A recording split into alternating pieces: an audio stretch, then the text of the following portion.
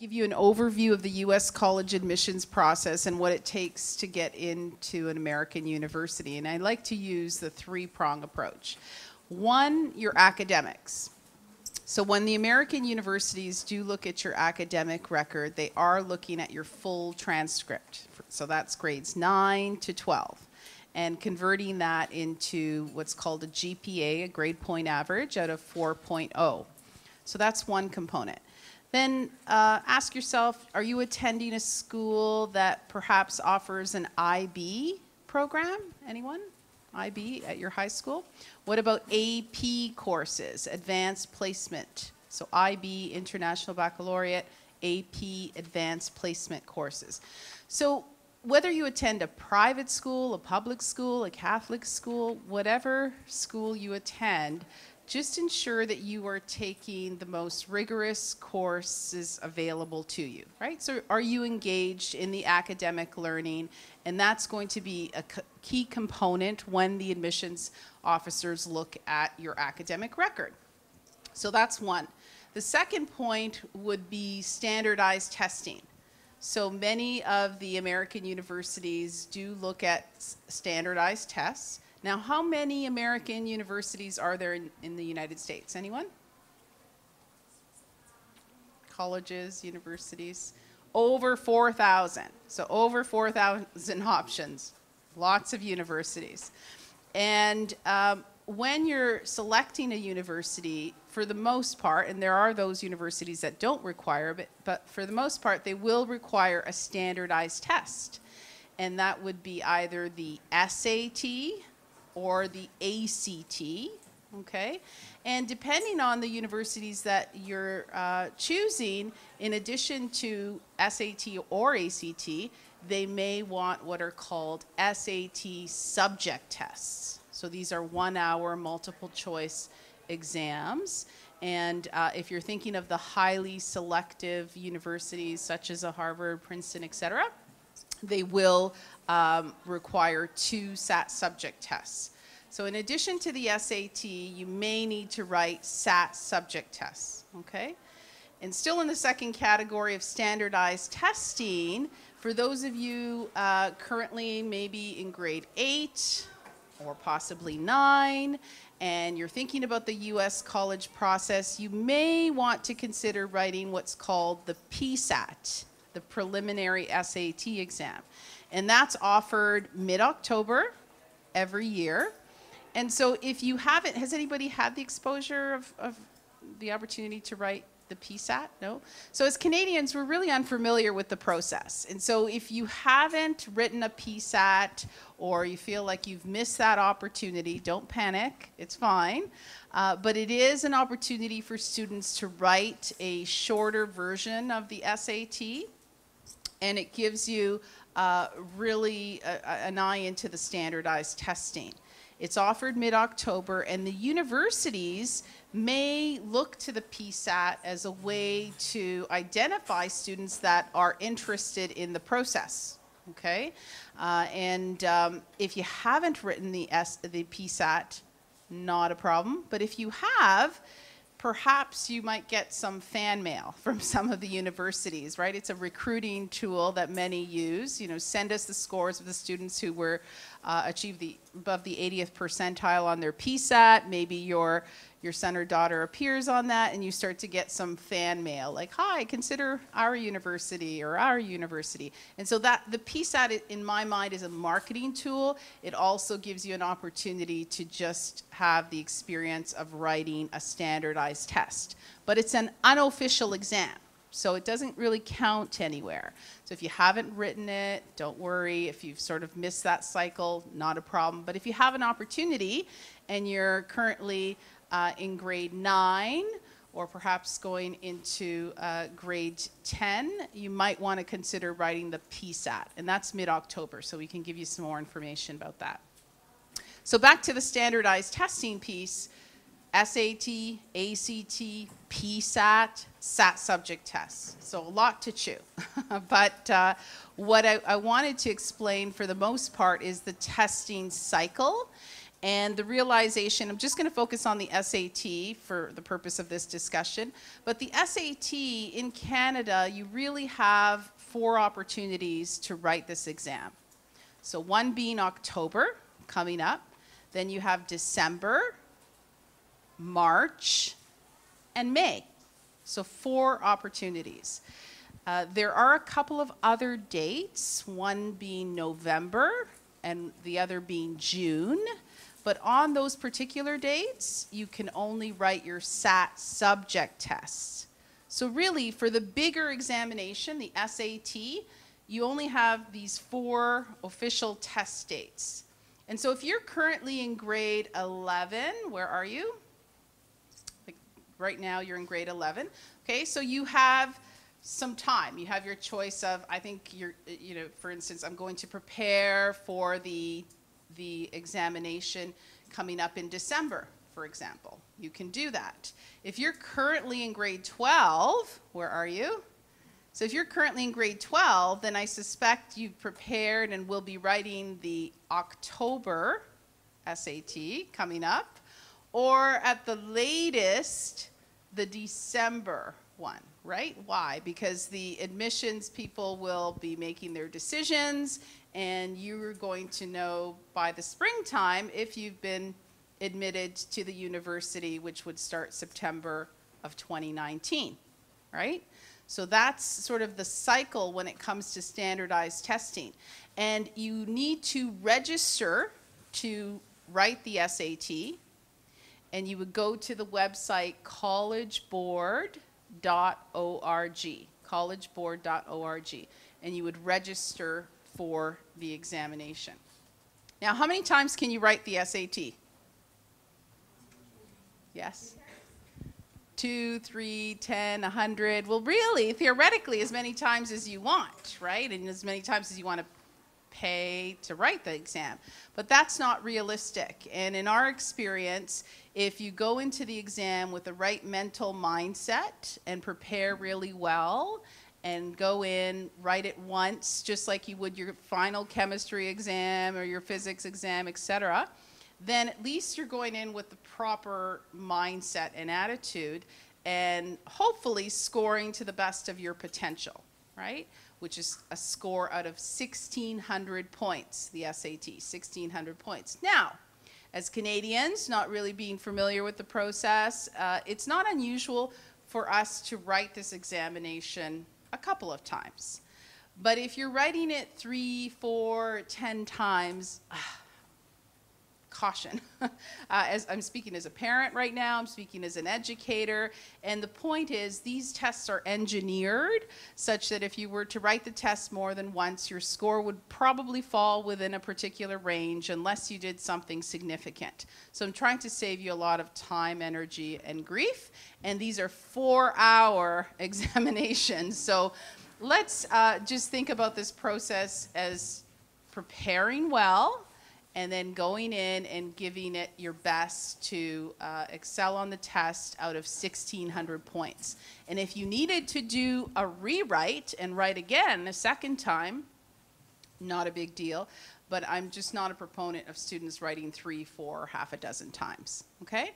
Now, you've got some key things there. Collegeboard.org is where you go to register for the SAT. The test itself is about 4 hours. And the score is out of 1,600 points.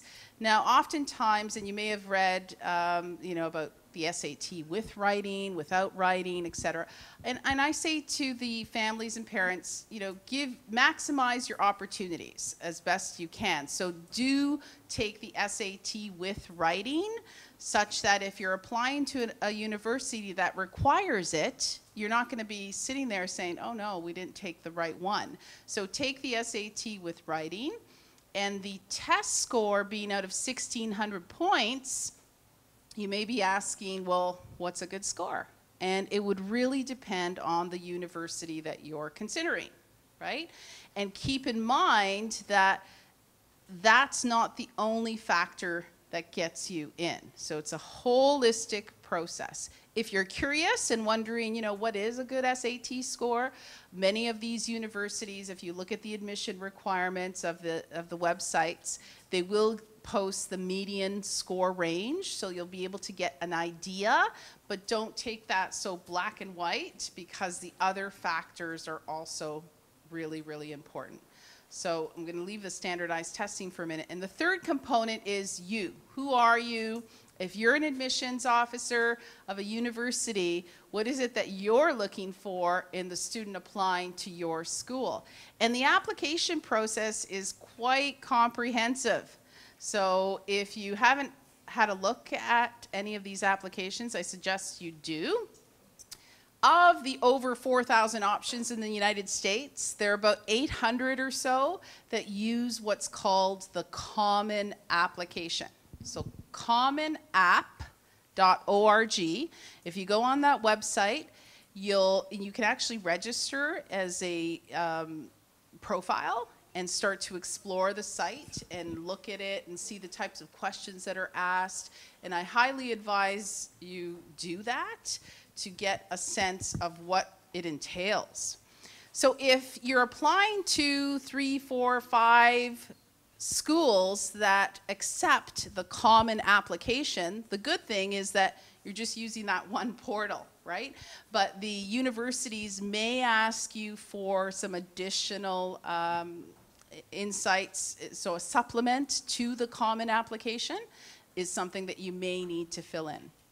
And if you're considering the universities in California, like UC Berkeley, UC Irvine, etc., they use their own application system, but again, very similar to the Common App. So I advise that you go onto the Common App website, you know, set up a profile, get a good understanding. And then the key component of these applications in general, in terms of the Common App, there's an area that allows you to really talk about, you know, who you are and bring out your character strengths, your values, those sorts of things. And that's called the personal statement. So a very important part of the application process, okay? Student athletes, where are you? Excellent. So we're going to talk about that component. Robert's going to talk about that component next. But I wanted you to have that big picture framework. So you've got your academics, your standardized testing, and then your application. You know, whether it's your volunteer, all those wonderful things that you're putting on your application, that becomes critically important. If the university allows you or offers you the opportunity to be interviewed, I think that's a good idea. Make sure that you accept that opportunity. So an interview component, really, really important, okay? So that's the big picture of US college admissions. And for the student athletes, this applies to you. So all of that applies to you, but in addition to that, what do you have to do, Robert? In addition to that, what is the key component when you're applying to an American university? So as a student athlete, not only do you need your academics and your standardized testing and completing your applications, but you need to qualify. There's something called the NCAA, right? So the Eligibility Center. So from an academic perspective, you need to be eligible to be recruited. And I'm not sure if you recall the details of that, do you? Or I can help with that. So the details of the NCAA is if you're a student athlete that wants to apply to a university, you do need to ensure that you have your academic requirements fulfilled in order to be eligible. And if you go to the website ncaa.org, you'll see a list of what are called core courses, and you'll need to ensure that you've taken those courses. So for example, 4 years of English, 3 years of mathematics. The NCAA Eligibility Center, they're sort of like the gatekeepers that give you that check mark of approval so that you can be eligible to be recruited. We'll look for these 16 core courses and convert that into a GPA as well as your standardized test score, so the SAT. Okay, and the two combined will give you your eligibility for recruitment, but whether or not you're talented enough to be on the team, that you'll have to answer. So Robert, tell us about your journey. What happened when you applied? Perfect. Thanks, Joanna. Could I see a show of hands how many student athletes there are in the room, please? Raise them up, raise them up. Oh, wow. Okay, perfect. Yes, so essentially the student athlete process Joanna mentioned is similar in that you still need to have those core courses and those requirements. Now, the NCAA Eligibility Center is a very, very straightforward hold your hand process. It's literally like a checkbox. So you have to make sure that you've submitted your transcripts, and there's a whole whack of questions that you need to answer. Very intuitive, very easy to follow. It's literally a check mark. You need to have it done.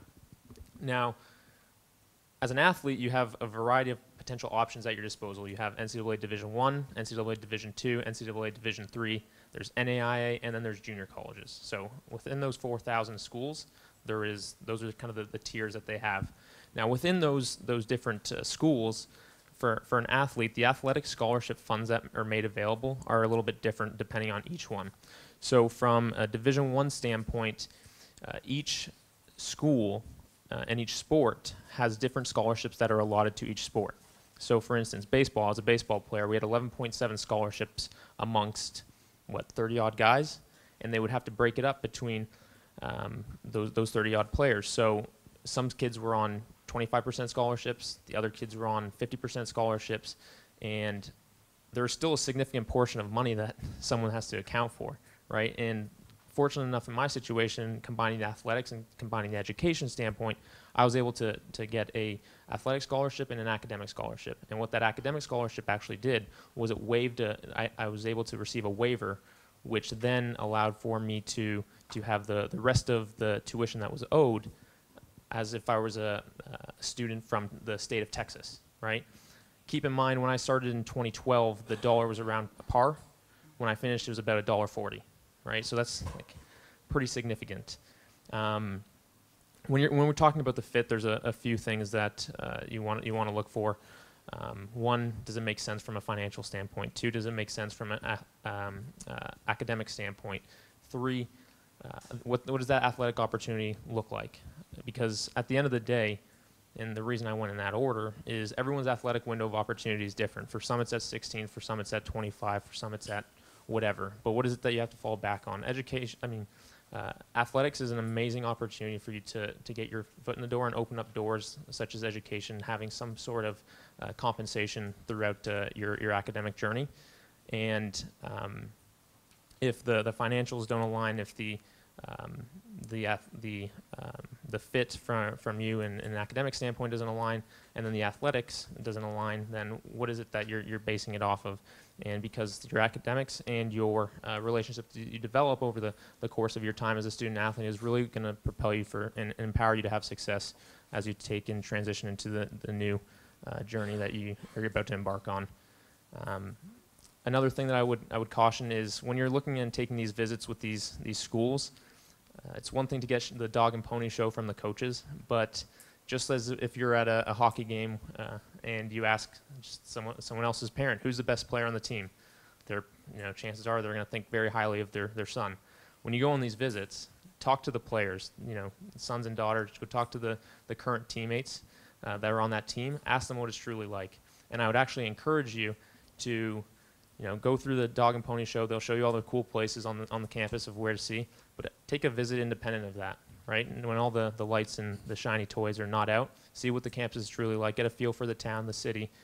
For me, I initially wanted to stay down in the U.S., and what did those prospects look like? Was there a really strong alumni network that I could potentially tap into? That was important to me. And a lot of these schools, they place a huge emphasis on the transition outside of collegiate athletics, and it can help immensely. So we can have further conversations, and I'm happy to answer a lot of questions because this rabbit hole is pretty deep. But from there, Joanna, was there anything else that you wanted me to touch on? Not for now. Thank you. Karina, thank you for joining us. So let us know about Andrew's journey. He's obviously not here. With respect to applying to an American university, specifically elite, highly selective schools. Okay. Well, let's start off by saying that Andrew, even though he's kind of athletic, never aimed to go down for an athletic scholarship. And his journey actually into the US university world started in grade 11. It was pretty late. And we're really thankful to Prepskills because it was almost like one-stop shopping for us because we had to teach ourselves everything. And the first thing I would suggest to the parents in the room is understanding the calendar. So very much what you were talking about. It's the dates are different from the ones where you have to apply for Canadian colleges. So I've got 2 kids who went through Canadian colleges. I thought I got that system down pat. Boom, suddenly my son drops the US intent on me. And this is something Joanna and I talked about earlier. I was like, you realize I never wanted him to go down to the US. So very early on, I basically put the ball in his court. I was like, this is not on my radar. I'm not going to manage your calendar. Understanding SATs, understanding what is your date to apply to be able to sit your SATs. Everything was in his court. And it's very important because when they do leave home and they do start school, they have to set their own calendar. They have to understand all this. So it became, in a way, looking backwards, it was a good thing to do because now I have confidence that he's so far away, but he's able to manage his own day-to-day schedule. But the other part I wanted to talk about as a parent, though, is understanding that sequence, the fact that you can only sit certain SAT dates because we're in Canada. Also understanding which dates you have to make the applications for. For all you grade 12s and grade 11s, you'll pretty much know that to apply for the Ontario universities, you're probably looking somewhere between like the end of November, beginning of December, drop dead date of around February to make your decision.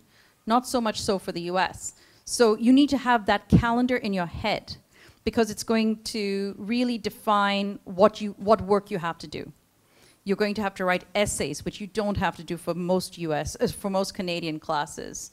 You're going to have to ask for reference letters from your guidance group and from employers or from coaches, which you don't have to do for the Canadian schools. So all these are things that you're adding to your load.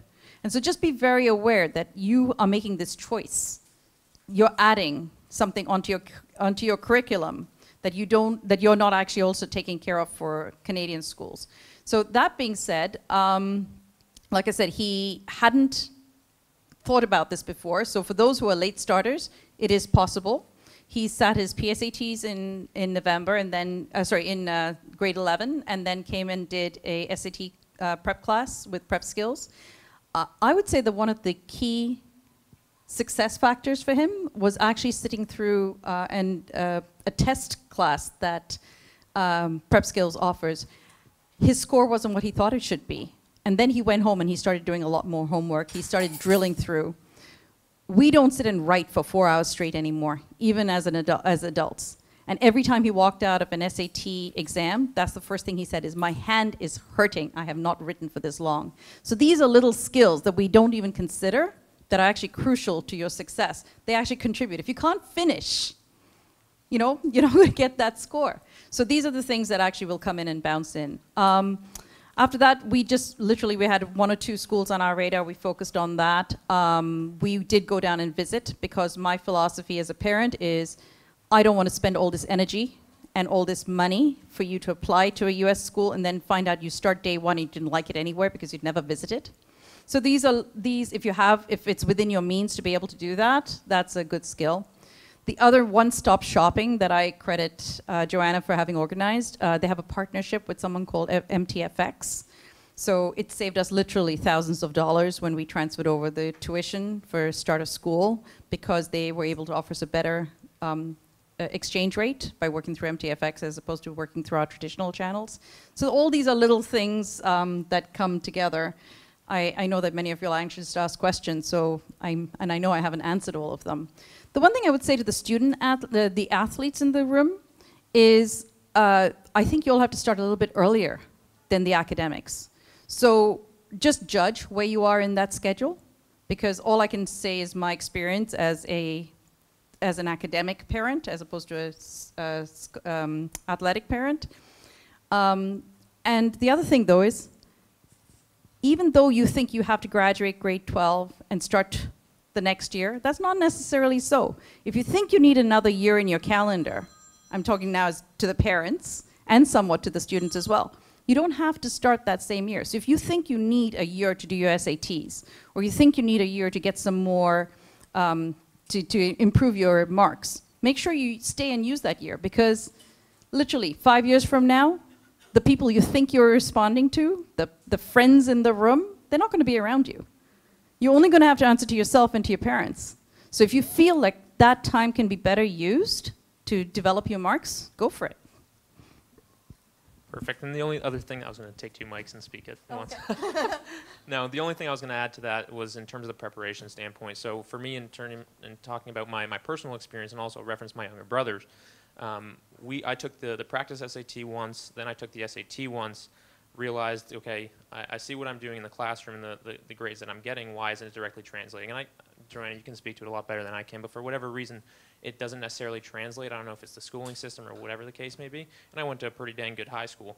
So from there, I recognized that I needed to achieve better scores on that test. That's when I leveraged Joanna's prep skills, and then I was able to, actually I leveraged you guys twice. I did the group setting, and then for whatever reason I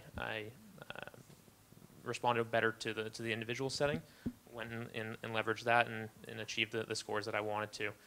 In terms of the recruiting calendars, something that you mentioned a little bit earlier in terms of the athletes having to be conscious and cognizant of that, each sport depends. I know for baseball I was recruited fairly later. Hockey players, I know that they're talking about, you mentioned the taking an extra year. My cousin, he's playing at a Division III school in Hamilton College in New York. He took 2 extra years.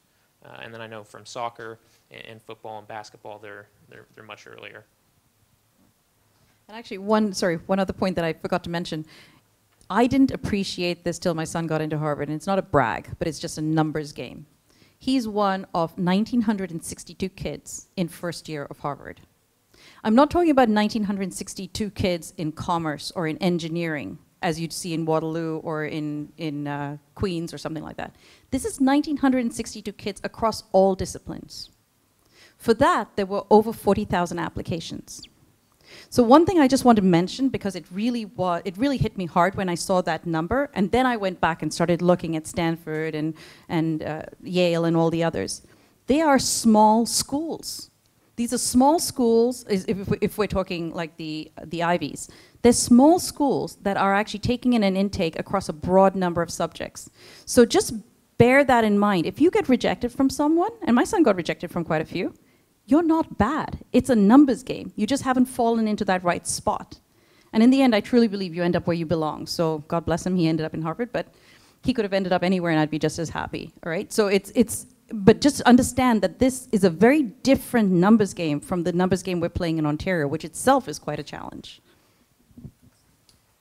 Karina, thank you for your modesty, but help us understand what made Andrew stand out. Why do you think he was selected? What was it? I mean, tell us a little bit about him, his application, and what made him stand out. Okay, he's not a perfect SAT student. I'll start off with that. He did do well in the math. He's always been good at math. He did get 800 out of 800 on the math, but he didn't do so well on the English. So his total score was 1510. So just to give you context, he's not that 1600 kid.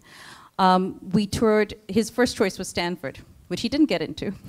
I was like, and he reverse engineered everything. He knew he wanted to do environmental engineering. And in our family, we have a process we go through. We actually work backwards through LinkedIn. And through that, he decided he wanted to attend Stanford.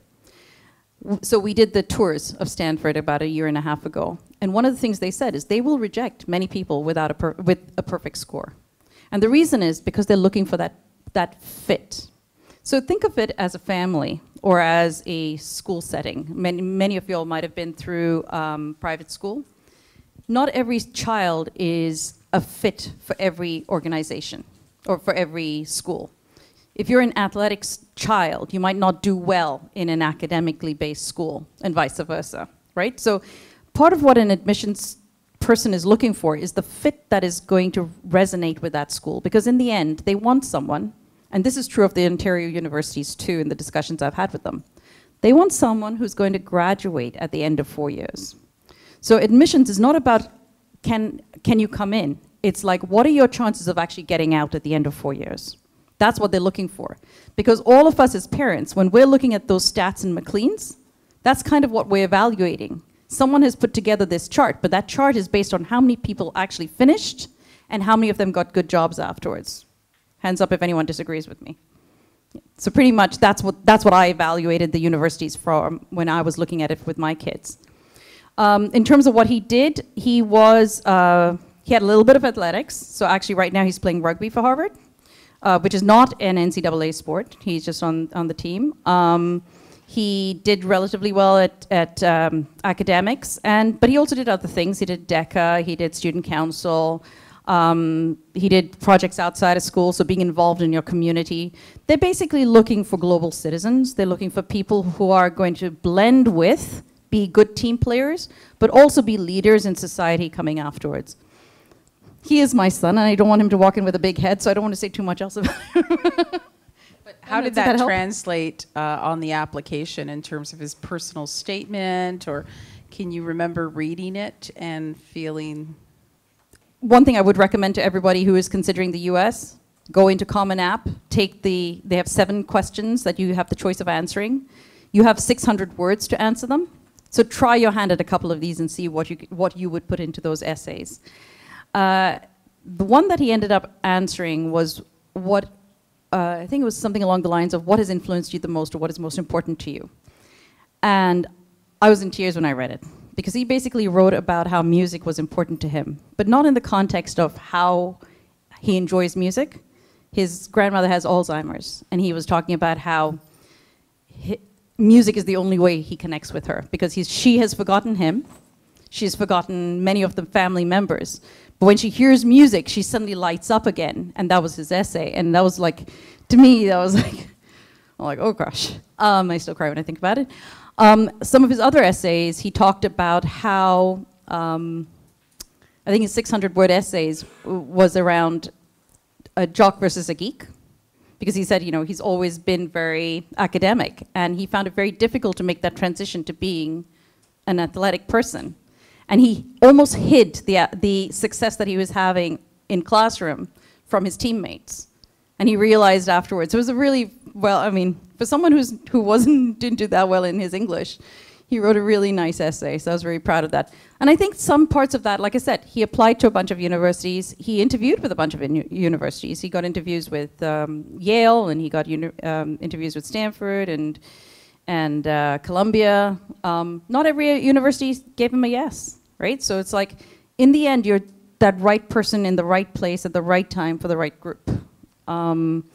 It is important, I think, that you know how to handle yourself, that you can show time management skills, because all of these things are important to someone who's going to go on and live a life without being in the care of your parents. So those are the things that you're looking to highlight when you're writing your essays, is consistency. Do I consistently deliver success? How do I respond to challenge? How do I respond as an individual to the global world? What are my interests? If I'm applying for dentistry, and I've never once talked to a dentist about what it's like to stare at someone's mouth for like 8 hours a day, that might be an alarm bell to me as an admissions officer. So I think those are some of the things that they look for when they're going through the essays. So I often said to my kids, think of it from the perspective of someone who's reading these essays, not just someone who's writing these essays. What am I looking for?